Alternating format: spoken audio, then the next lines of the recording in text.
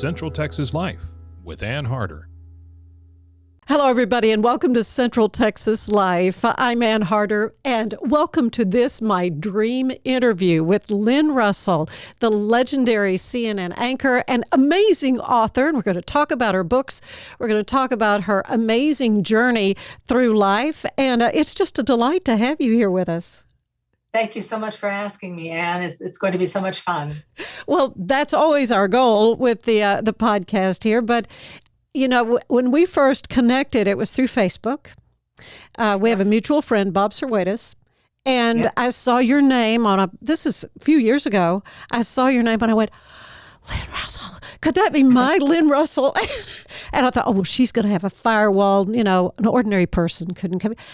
And I clicked on it and I could message you. So I messaged you and you responded. I mean, I am so totally a fan. You know, Ann, for all this time, we have been in contact, right? Oh, yeah. I just feel like we have been sitting down over coffee or a glass of wine and several of them. And we know each other. Well, that is the one good thing about Facebook. I mean, there's a lot of bad stuff about social media, but the fact that I could connect with you, absolutely, if there's the news anchor's anchor, that is you, because I watched you on CNN. You were there, started in the 80s, correct? Yep, 83, January of 83. For 18 years, you anchored CNN Headline News in the evening, and you were really the anchor that I watched. And I never dreamed I would be doing television news years later, but I would watch. No, I thought, she knows how to do it. And I would love your demeanor. I love the way you presented the news. One time you'd finished your shift and the camera was kind of backing away and you took that mic off and you wrapped it up and you set it down. And I thought, oh my goodness, I just love this woman. And the fact that I'm sitting here talking to you, my mind is blown. Well, thank you, Ann. There must have been some drama going on if the mic came off the way it did. Well, and I'm sure you can imagine what it might have been because you've been there. Oh, yeah. Anything can happen in live TV news, and it does.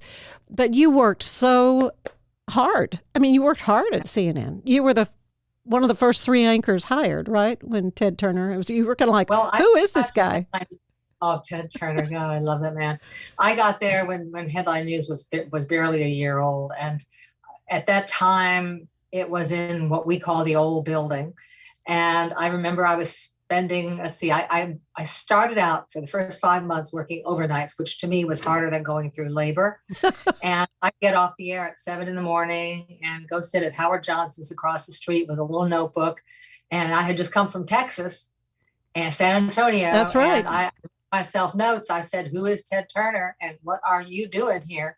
And then later, of course, look at all the wonderful things that happened. Ted's idea just exploded because the world really needed a good, solid 24-hour news network. And that was what especially CNN Headline News was, because we never, ever took time off, for anything.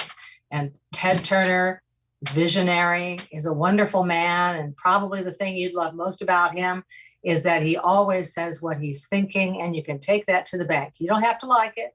It's okay. But you know where he stands. And I want to thank you for saying that we worked hard, because the philosophy was for somebody that maybe the only half hour of news are going to see. Correct. And it was that. So that was it. And every half hour had to be different. You can't change the news of the day, as you know, but if you had to do it again and again, you could change the way in which it's presented, and so that it stays fresh. And that was, you're right, that was work, but boy, it was fun, and it took a lot of people to do it. Well, I read a lot about you, and the New York Times described you as a just the facts stalwart of CNN Headline News, a news anchor with the personality of a professional wrestler, which you said you took as a compliment. Okay, that works for me. Doesn't bother me at all. I just like that very much. And sometimes you have to be a professional wrestler in the nicest way in order to get anything done, even if it comes down to just getting the decent lighting. What are you going to do? Right, exactly. Well, you have said the journalist job, privilege, and responsibility is to tell the story, explain why it's important, and then shut up and allow the public to draw their own conclusions. You say, I have faith that they are very capable of this. And that is my own philosophy. And I think we're kind of seeing something different happen with news reporting. Yeah. Oh, you're not seeing that. One or two places, maybe. You really have to look for it. You are told, you aren't even given the facts. Never mind being told that's what true. to do. You're not given the facts. And it angers me so that I really can't watch very much. Because if I'm going to start yelling and throwing things at a monitor, I'm going to get paid for it like I used to.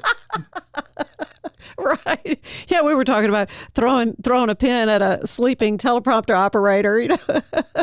Wake the hell up already. You're on the air here.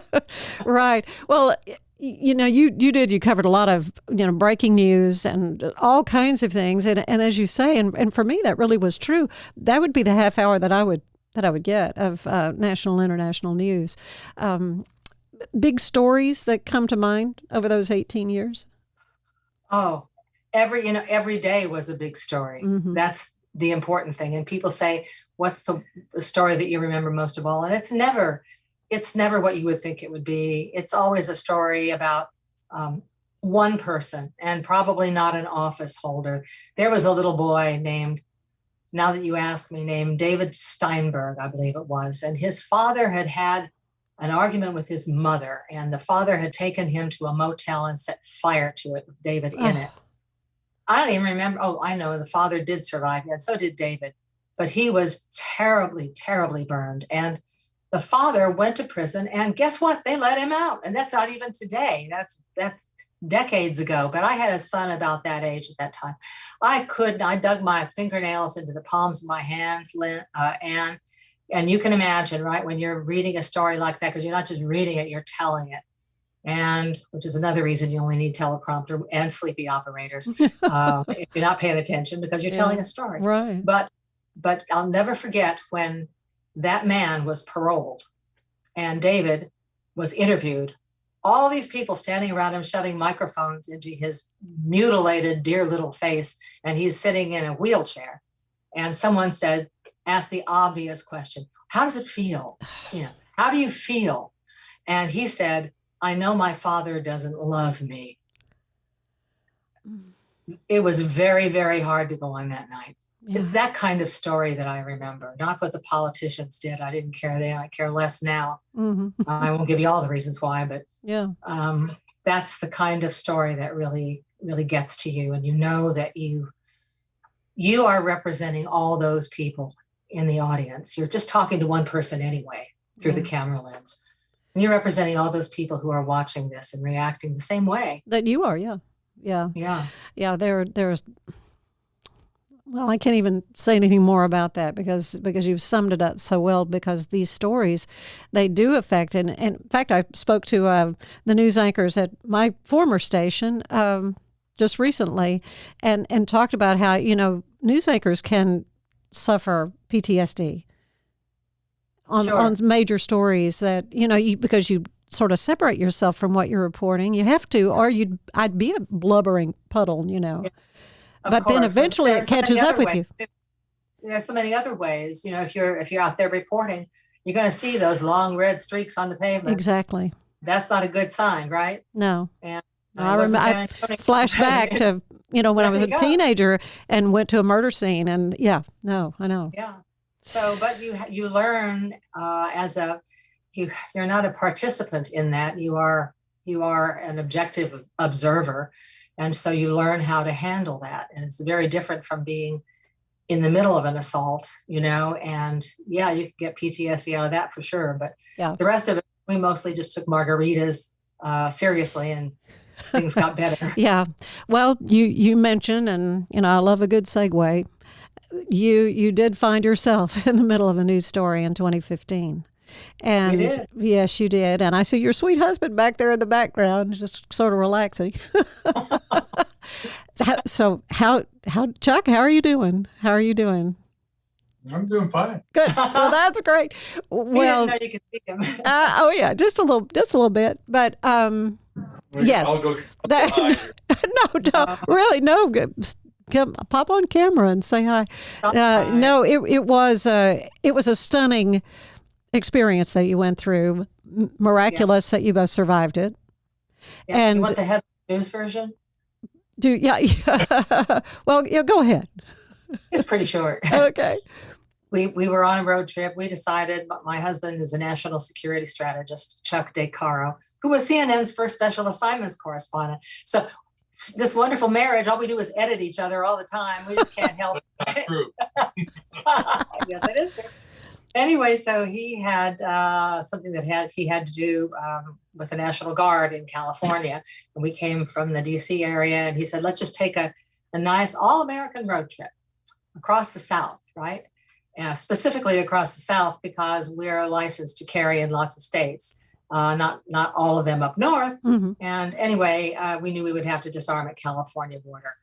But so we had an elderly dog, a dear 13-year-old Weimaraner named Oliver. And we thought, let's make this our big trip. So we set out and we stopped here and there and we had a great time. And then we got to Albuquerque, New Mexico, where my father, I was an Army brat, had been stationed a couple of times. And I'd graduated high school there, and I remembered it as a nice sleepy town.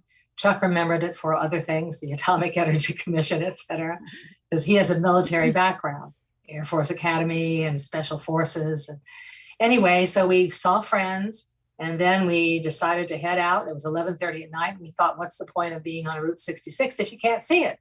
So we found a brightly lit motel where we thought it would be easy to take Oliver out many times during the night because he had to do that all night long. Mm-hmm. And brought our things inside. Chuck gets in the shower. And I remembered we didn't have dog food for the morning, so I went back out to the car to get it. Didn't see anybody around. Got back up to the door of the motel, a Motel 6, by the way. Don't even think about it. And put the food down and pushed the door open and reached down to pick it up again. And a guy with a gun comes around the corner, launches me into the room, slams the door. At the exact moment, Chuck's coming out of the shower, dripping wet, looking for a towel. Now, I have spent years of my life, Anne, with men who would have gone back into the bathroom, right? They got nothing. But Chuck's had Chuck. So I heard him over my shoulder saying, what the hell is going on in here?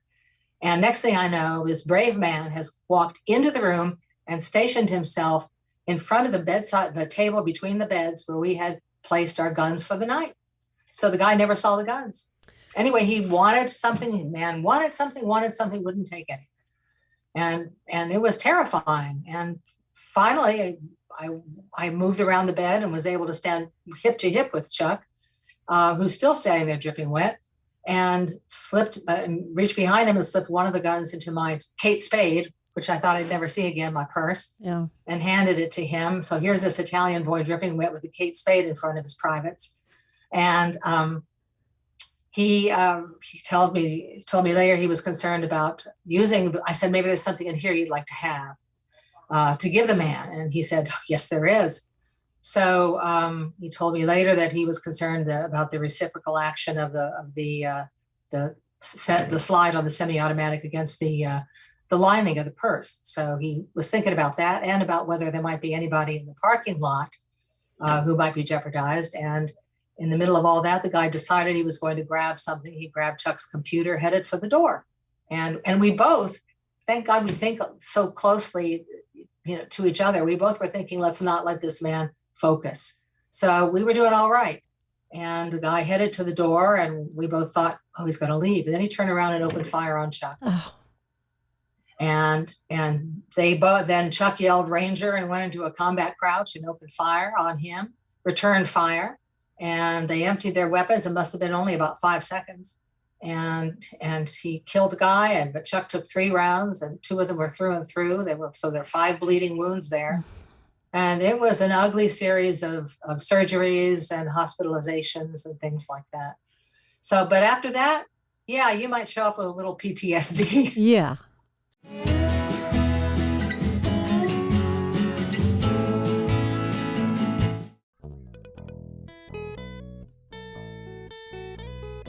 Hi, this is Sarah. And I'm Carter. And this is Some of Our Thoughts.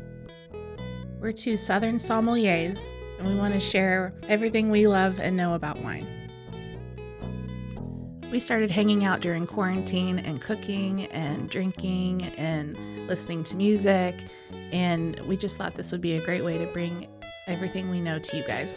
We will make wine knowledge and food pairings easy and approachable. So put on your favorite vinyl, grab your favorite glass of wine, tune into our show, and let's have some fun. Wine and vinyl. So check us out on roguemedianetwork.com or wherever you get your favorite podcast. We'll be talking about a lot.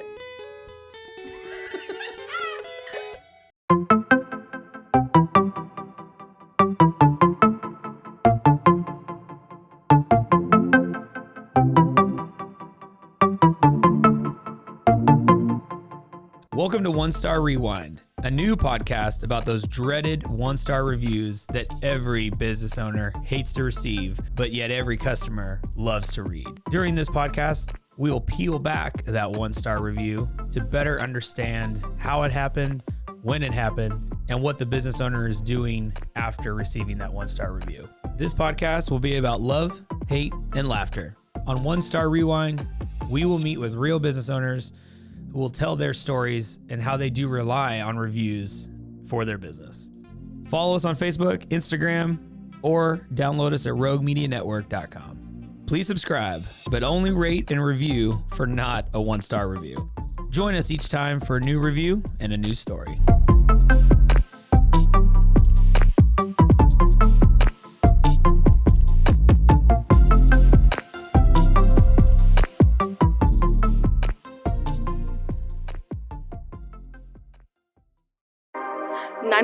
What's your emergency? Do you hear that? It's coming from the house. It's coming from inside the house? Do you mean? Could it be? The Poltergeist. New from Rogue Media. Two haunted hotties talking about haunted places. Every episode we dive deep into the darkest places and give you a bit of history. We're getting spooky in all the right places. You've gobbled your last ghoul. Follow along for the craziest and spookiest stories with Debbie's Dark Tourism. The Stanley Hotel, Winchester House, The Alamo, Hotel Monte Vista, and more spooky places. Find us at _Poltergals. POLTERGALS. Look over your shoulder. It's us, The Poltergals. Wherever you consume the podcast, you can find us there.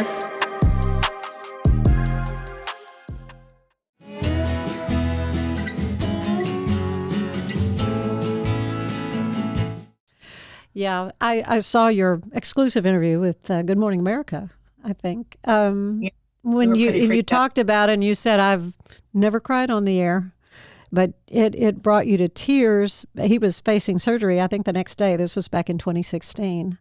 In January, I think, is when that aired. Obviously, he's doing well. I'm so happy to see that. But yeah, it's got to be a long healing process. Never dreamed something like that would happen to you. No, you never do. And it doesn't matter your background. I had 11 years as a Fulton County, Atlanta, Georgia deputy sheriff, jail officer, Chuck's military training. He has managed to keep going.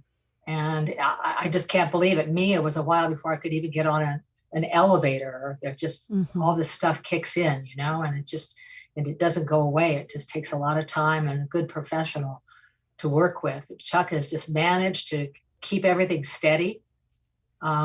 Yeah, and every once in a while there's a health problem still because the body doesn't like all that trauma and you don't know what's next. But he's a strong, brave man, and I love him. I know you do, and you referred to him as your hero, and he modestly said, "Well, I don't know about that," but yes, very heroic, the actions, and you did sue. We sued. Motel said sadly they dismissed it. I understand, but. Well, we settled actually. You said, did you? Okay, good. Motel 6, yeah, and the world's largest security company, G4 Security, had an armed guard there that night, and the guy was on his cell phone talking to, I think, his girlfriend. Oh gosh! and 32 cameras at Motel 6. And let me tell you, whether it's Motel 6 or any place, the cameras are nothing unless they're monitored in real time by somebody who's prepared to do something about it. Yeah. Otherwise, they're just there for the forensics people. Yeah. So you just have to keep all that in mind. You had some very good advice also in that interview about what to do, because it was not, in your opinion, I mean, you had no idea that it would be a dangerous place, but there are some things you can do to research. And I thought that was wonderful. Yeah, you do have to ask them questions and be prepared to walk if you don't like the answers at the front desk. We had a guy who actually put 911 on hold. And while there were two people bleeding out, right? The assailant and Chuck on the property. EMS hadn't arrived yet. And he was putting people on hold. And actually, he was putting 911 on hold. And he was actually trying to give new rooms to other people. It's insane. So I can't even. Sometimes you don't get attention. Attention is not given as it should be to the serious problems until you file suit. Then all of a sudden they listen. But I don't think they're listening so well these days anyway. So you'd have to take care of yourself. No, you do. You do. You have to take action on your own behalf. Well, you mentioned Deputy Sheriff for Fulton County, and during your CNN stint, and you did that gratis, right? Absolutely. At that time, and I don't know what they have now, but we had a wonderful reserve division. Yeah. Same certification, same duty, no pay, and other people had their own reasons for doing it, but I was on the air. And I didn't want any conflict of interest of any kind. Also a private investigator. Didn't take money for that, still don't. Well, I might now, but I do now. But before, I just asked that donations be made to guide dogs for the blind. Oh, that's great. And that is just such an interesting aspect of your career and your interests that are so varied. Also a double black belt, is that correct, in karate? Martial. Yeah. How do you say that? Yeah. CHOI. Shoy Kwando, which is Korean, a Korean form? DO. It's kind of a Korean street fighting. It's now morphed into something called United Martial Art. Yeah, it moves like Tai Chi. It's very, very smooth moving, and everything that you do sets you up for the next thing. So it's great for women because it kind of moves, Tai Chi like the way women do. It's very fluid, but it's very, very powerful. It's great. Well, and you've been doing this a while, and just another one of the interesting aspects of your life. But let's talk about your writing. So much about your books. Let's start with the Heels series. Which start with Hell on Heels, and your wonderful heroine, who is a PJ Santini, and she's a news anchor. Go figure. Write what you know, they say. Write what you know. So I wanted, when I was doing a lot of investigative work, I really wanted to open an agency and call it Hell on Heels and have it be by, for, and about women. I didn't do it. So then I'd use that as the title of the first PJ Santini book, which is really about a TV reporter who's a private investigator with a crazy Italian family. And you're right. And what's to make up? I've got that. Yeah, your mother, I think, just, she was her project, even if it killed you. I think some quotes That's like right. that. Italian mothers will do. And my husband here can vouch for that because he's even more Italian than I am. That your family, your mother, or your great aunt, whoever it is, will do what's right for you, even if it kills you. Well, but you do really enjoy the food, and I loved reading your writing about Italian food because I love Italian food too. Oh, I'm glad you do. It's comfort food. There's no doubt about it. And it's just hard to eat only a little bit of it. My mother actually did tell me, and I put it in the books, she'd say, Lynn, be careful because a minute in the mouth, a lifetime on the hips. And then with the other hand, she's, have some fettuccine Alfredo. Have some more. Right. If you don't eat, people will think that I don't feed you. So what's the favorite thing you like to cook Italian-wise? Well, I like to eat Italian. Yeah. And Chuck cooks. Oh, Chuck does it. Okay, good. Oh, yeah. I don't know, anything with eggplant, Yes. pasta, you really have to pace yourself with that. It's so delicious. But anything with olive, everything has olive oil in it. Right. So olive oil, you can take a few tomatoes and a couple of olives and a little pasta, and it depends on what you want to do with it. You can do 15 things with it, and it'll come out all different. And of course, the wine, the Chianti or the Valpolicella or the Montepulciano, and whatever you want. And of course, a Mediterranean diet, very healthy diet. You are a vegetarian, though. It's still vegetarian? Well, I fell off that wagon. I do find that for the most part, it is the better thing for me. Mm-hmm. So well, you look fabulous. I mean, you thanks. You don't look like you've aged at all. I mean, it's just remarkable. Smoke and mirrors, girls. Smoke and mirrors. Well, you look amazing, and it seems like you feel great. You're keeping quite a hectic schedule. Going on. Traveling all over, have a couple of residences, and do you still have a place in Italy? I mean, or do you go to Italy a lot? Still there. We haven't seen it in 2 years because of COVID. Right. But we're looking forward to going back, in the next few months, sometime pretty soon. So, oh, good. Yeah. And something really nice about Italian friends, they are so sincere and so real. When someone likes you in Italy, I mean, you really do have conversations eye to eye, and they really do tell you, they contact you and say, we miss you. When are you coming back? And they really mean it. Mm-hmm. So it makes it a little easier to be away, but still. Well, I had the opportunity to visit Italy back in the 80s. My brother-in-law was stationed in the Navy in Naples, and they lived there 3 years and developed some amazing friendships. And in some of that, and they're traveling like in Sorrento and some of the places they would travel, just have lifelong friends. And, and there is that warmth that you get from the Italian people. So when are you going back? Tomorrow, if I could. I really, we just had a wonderful, wonderful trip to Italy.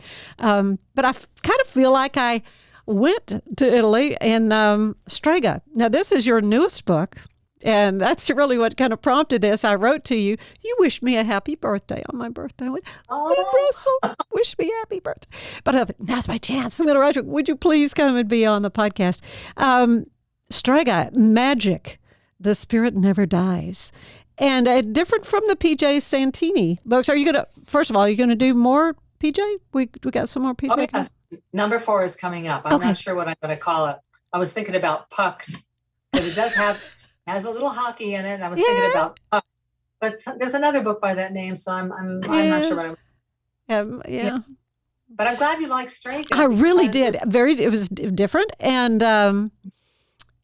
yet I loved the way you did it because it was in 2 different time periods, 2 different locales. And sometimes this kind of writing, there'll be one chapter, modern day, and the next chapter, what happened in the 1800s. And I get to where I just want to skip that and read them all in order. And you didn't do it that way. You did like books. And I love that. It was so much more user-friendly. But I felt like because of the descriptions of Italy and what I remembered from our trip there, it was just such a delightful tale. Well, how did you come up with this particular scenario? Well, have you had any Strega liquore? That nice golden liquid that they sell in? No, I need to go get some. Oh yeah, bottles about like that, and it's manufactured in the part of Italy, Benevento province, which is very close to Naples, where my people come from. Yeah. And Benevento province is known for its Stregas, for its witches. Way back in the year 600, apparently, they were having too much fun, not really hurting anybody, but they were having too much fun. And the Duke of Benevento converted to Christianity. And so to mark the occasion, he did what guys tend to do sometimes and looked around to try to destroy something in his own honor and decided, and he chopped down a walnut tree around which the ladies and the gentlemen would kind of cavort in the evening and have a nice time. He chopped it down, and the legend says that it grew back. So that's, and in the courtyard of the Strega building, where this wonderful liquore is made from many, many herbs, there is a walnut tree. They have it growing there, and it's on the front of a lot of the artwork of the bottle of the label. And so I don't know, when you grow up with all that going on around you, it's just, you just kind of take it for granted. And I realized that many other people were not familiar with it, although Strega sure does sell well, because allegedly, if you sip it with the love of your life under a full moon, you will absolutely be united forever. You have to be careful how you use it. How romantic, though. Oh, yeah. Yeah. More binding than a rope around both wrists, some people say. Well, it's such a wonderful read. You know, how we're entering, the fall and Halloween, and it just seemed like such a perfect book to release at this time. There's a little witchcraft in it, but good witches. Of course. You know what? It's about feminine gifts. Yes. And people are labeled, she's a witch. Well, there are male witches too, right? She's a witch and all this. Hey, you know what? Everybody's got gifts. If you'll just open yourself and just enjoy them, just figure out what you're about. And so there are different kinds of gifts. Some women know, when the weather's going to change. They know when something is going to happen. They may not know what. That would be me. So it's really challenging to try to figure out what. Yeah. But yeah, it's just about the gifts and about how women can be relied upon, midwives, when the need is necessary, and then completely ostracized the rest of the time. And that's been true through the ages. But there's a little humor in it too. And I hope that you enjoyed that. And it starts at 1617 in Italy, but don't panic. I think I covered that whole thing from 1617 to 1898 in about 45 pages. And then from 1898 to it jumps to the present day, and it's about reincarnation too. Right? Yep. So it's a bit challenging, and you may find some things when you end it that you didn't realize you knew when you started reading. Yes. Well, it's funny, as I read a book, particularly when I know I'm going to get to interview the author, I'll just highlight things that sort of jump out at me. And it's always fun to go back and say, well, what did I see? Just a few. One is on page 149. I sounded like one of those bubble-headed news anchors who's been in the business 3 minutes and comes off like a second grader. Yeah. Well, been there, done that. Deer in the headlights. Yeah. I think we all have had experience with that. Well, and I love this quote. There's more to life than the internet. When you're online, you're moving too fast to expect much of the creative side of your brain. Too many ads and links and near facts and opinions from idiots. Too little objectivity, too much noise. If you were to ask the universe for deepest inspiration, you wouldn't be able to hear the answer. I mean, that's deep. But it's so true. It is true.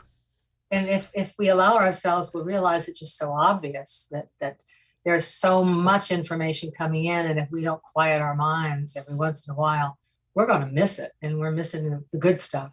Yeah, but you're funny too. I mean, here's one more. If my entire afternoon had been spent on a Saks Fifth Avenue shopping spree, so untamed that my American Express card burst into flames in the elevator, he couldn't have made me feel more beautiful. Now, that's a boy you want to take home to mother. I was always impressed with the way the elevators move so slowly in Saks. It's just so genteel, Yeah. Why not? And if it's somebody else's American Express, it's even better. Oh, absolutely. Absolutely. Well, it's a delightful book, Strega, Magic, The Spirit Never Dies by Lynne Russell. And Lynn, I don't want this to come to an end because I'm having so much fun talking with you. And I'm just delighted that Chuck is in the background listening in on this. But I like to end these visits. It's a similar questionnaire to the one the wonderful late, great James Lipton would use on Inside the Actor's Studio. And this is my little take. on these questions. What's your favorite word? I can't say it on the air. Well, you know what? This is a podcast. It's a noun. It's a verb. Okay. It's a Okay. verb. Okay. What's your least favorite word? Quit. Yeah. Yeah. What turns you on creatively, spiritually, or emotionally? All three? Or anyone. Opportunity. Mm-hmm. Every moment is an opportunity. If we aren't living in the moment, we are indeed, as we were just saying before, missing it all, because you can't go back and do it again. You just can't. And you're going to miss a lot if you don't understand that every moment is an opportunity. And you know what? You're not a victim until you say you're a victim. You have choices in your life, and they're coming along every second. Everything you do is a choice. And if you can help somebody else, and if you will be helped, and there are people willing to do it, then you'll be able to enjoy every moment's opportunity even more. What turns you off then, creatively or spiritually or emotionally? People who are turned off, people who are so angry, people who are addicted to being a victim. Mm-hmm. This brings very bad things into other people's lives. People who will not accept responsibility for their own behavior and for the way their lives are going. That turns me on. Right. What's your favorite sound? Sound of wine being poured. That's good. And my husband saying, "Ti amo." Oh. Say it. Can he say it? No, Okay. Honey, it's not for you. I know where you live. Oh, no, you're not saying it to me. You're saying it to her. Ti amo. Bellissimo mio, senza di te la mia vita è proprio vuoto e non so cosa devo fare senza di te. È proprio un buio scurissimo. Ti amo tantissimo, bellissima. Grazie. You know, we were married in Italy, and they don't go through this whole thing. Do you, for this, you're going to do this and that and all this. He just said, do you take Lynn, right, to be your wife? And I thought Chuck would say yes. And he said, con tutto il mio cuore, with all my heart. Oh, my heart is bursting. Okay, so what sound do you not like? No. The word no. Period. Well, you've done so many professions. The next question is even designed lampshades. Is that correct? Did I read that? Yeah. Well, what other profession would you like to try? Law. I can see you doing that. Absolutely. I majored in nursing. In college, I majored in nursing. Right. And when I got into I cried all the time. I just couldn't leave it, at work and go home at night. So then I thought law would be good, because you can do a lot of good. You can help people. It's a challenge. It's wonderful. And God knows I love to talk. So, but law school wouldn't accept all my science credits. So then I lied and said I could write radio copy. And I went into radio and discovered that radio and television enable you to make a huge difference and enjoy yourself. And it's challenging. So, but yeah, I would do law. Yeah, interesting. Yes, you started in Fort Collins, I think, Colorado. Your very first job. A beautiful state. 1,000-watt radio station. And sundown, it went to. I was going to say it was a daytimer. Yeah, I used to work for one of those too. What job do you know you would not want to do? Be Joe Biden's press secretary. That's for sure. That's all. Yeah. Okay. All right. Finally, what do you want to hear God say when you arrive at the pearly gates? Yo, Lynn. What did you just say? Yo, Lynn. Yo, Lynn. Yo. There's a moment going on here. What do I want to hear God saying? I'd like to hear her say, "We've been waiting for you." I love it. Oh, Lynn, I'm just over the moon that we had this chance to visit and enjoy your story. There's so much more to your life that, we didn't even touch. And I was thinking, how do I structure this? And I'm just kind of glad it sort of flowed the way it did.